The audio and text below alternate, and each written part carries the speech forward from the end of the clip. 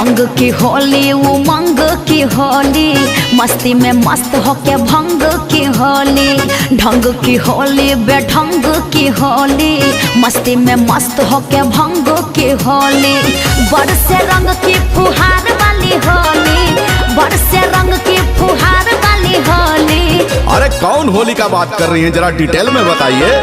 आज खेला दे कोई हम कारे यूपी बिहार वाली होली, आज खेला दे कोई हम कारे यूपी बिहार वाली होली। सारा रारा जोगी जी सारा रारा, अच्छा सारा रारा जोगी जी सारा रारा। ओए होए ई धरती का तोहसे हम कितना करें बखान, हाँ। ई धरती का तोहसे हम कितना करें बखान। अच्छा। जहाँ होली खेले खातिर खुद आए भगवान ता पर देख देख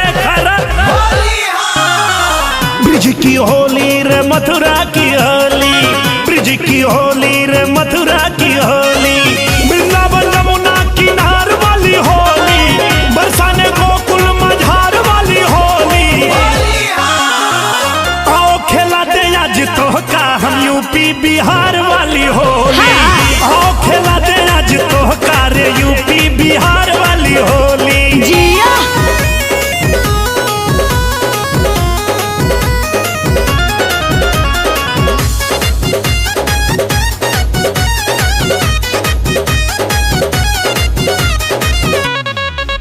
होली ब्रिज के नूरानी बिना रंग बिना पानी, जैसे खेले राधा रानी लठमार होलिया। हाय आज बिरज में होली रे रसिया, आज बिरज में होली रे रसिया।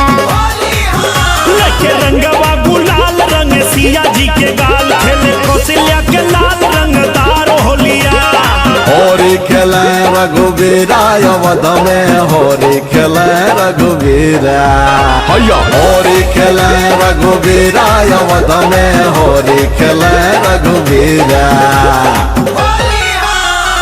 आरा के होली रे छपरा के होली, आरा के होली रे छपरा के होली। पटनहिया गंगा किनार वाली होली, ससारम भभुआ जवार वाली होली।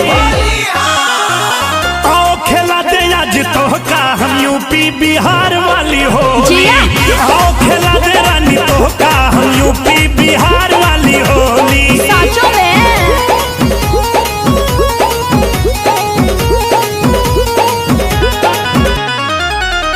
बनारसी जोगीरा लेके घोल या मजीरा, खेले काशी में फकीरा धुआंधार होलिया।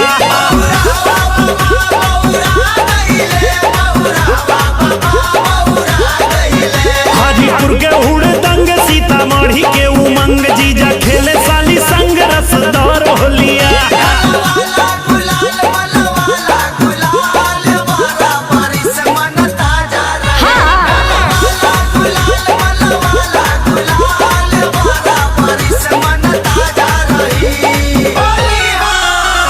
सोनपुर के होली, जनकपुर के होली, बेतिया चंपारण भागलपुर के होली, गया बिहारी भोजपुर बाजार वाली होली, साली सरहज ससुराल वाली होली। आओ खिलाते आज तो का हम यूपी बिहार वाली होली, आओ खिलाती रानी तो का रे यूपी बिहार वाली होली। ठीक बा।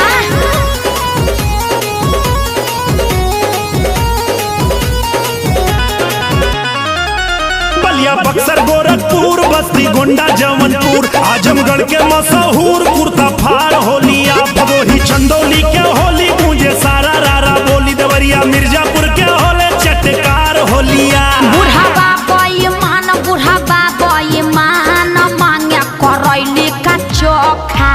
बूढ़ा बाबा मान, बूढ़ा बाबा मान मांगे करैली का चोखा। घोसी मऊ गाजीपुर के होली, तड़वा मऊधिया सैदपुर के होली। नीक लागे नौगढ़ चुनार वाली होली, आहिर भर पंडित चमार वाली होली। आओ खिलाते आज तो का हम यूपी बिहार वाली होली, आओ खिला